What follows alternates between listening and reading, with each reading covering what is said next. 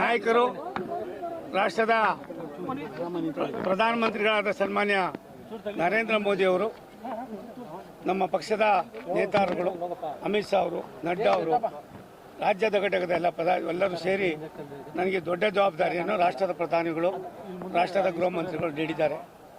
ಇದನ್ನು ನಾನು ಚಾಲೆಂಜ್ ಆಗಿ ತಗೊಂಡು ರಾಷ್ಟ್ರಕ್ಕೆ ವಿಶೇಷವಾಗಿ 2 ಜವಾಬ್ದಾರಿಯುತ ಹುದ್ದೆಗಳನ್ನು ಕೊಟ್ಟಿದ್ದಾರೆ.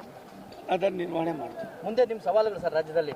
ರಾಜ್ಯ ಮತ್ತು ರಾಷ್ಟ್ರ ಇರ್ತಕ್ಕಂಥ 2 ಇಲಾಖೆಗಳಲ್ಲೂ ಕೂಡ ಎಷ್ಟು ಮಟ್ಟಿಗೆ ಇದನ್ನು ನಾವು ಸಾಮಾನ್ಯ ಜನರಿಗೆ ಸವಲತ್ತುಗಳನ್ನು ಕೊಡ್ತಕ್ಕಂಥದಕ್ಕೆ 45 ವರ್ಷದ ನನ್ನ ಅನುಭವವನ್ನು ಸಮರ್ಪಣೆ ಮಾಡ್ತೀನಿ.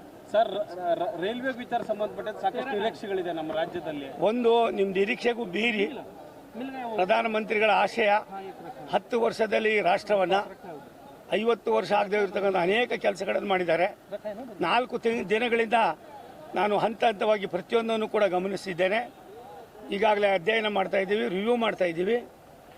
ಎಷ್ಟು ಮಟ್ಟಿಗೆ 10 ವರ್ಷ ಆಗಿದೆಯೋ ಇನ್ನು ಕೇವಲ ಈ 3-4 ವರ್ಷದಲ್ಲಿ ಅದಕ್ಕೆ ಡಬಲ್ ಕೆಲಸವನ್ನು ಮಾಡಿ ರಾಷ್ಟ್ರಕ್ಕೆ ನರೇಂದ್ರ ಮೋದಿಯವರ ಕೊಡುಗೆ, ಭಾರತೀಯ ಜನತಾ ಪಕ್ಷ ಮತ್ತು NDA ಪಕ್ಷದ ಕೊಡುಗೆ ಏನು ಅನ್ನೋದನ್ನು ಒಂದು ಸಮರ್ಪಣೆ ಮಾಡ್ತಕ್ಕಂಥ ಕೆಲಸದಲ್ಲಿ ನನ್ನನ್ನು ತೊಡಗಿಸ್ಕೊಳ್ಳೋದಕ್ಕೆ ನಮ್ಮ ರಾಷ್ಟ್ರ ನಾಯಕರು ನಮಗೆ ಒಂದು ಜವಾಬ್ದಾರಿ ಕೊಟ್ಟಿದ್ದಾರೆ.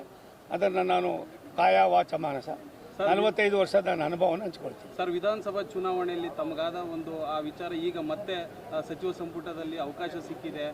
ಸೊ ಏನು ಹೇಳಕ್ಕೆ ಇಷ್ಟಪಡ್ತೀನಿ? ಒಂದು, ಒಬ್ಬ ಕೆಲಸಗಾರನಿಗೆ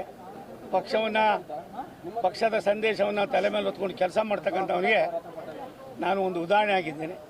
ಭಾರತೀಯ ಜನತಾ ಪಕ್ಷ ಪ್ರಾಯಶಃ ಕೆಲಸಗಾರರನ್ನ ಕೈ ಬಿಡೋದಿಲ್ಲ ಅನ್ನೋದಕ್ಕೆ ಒಂದು ದೊಡ್ಡ ಉದಾಹರಣೆ. Thank you sir.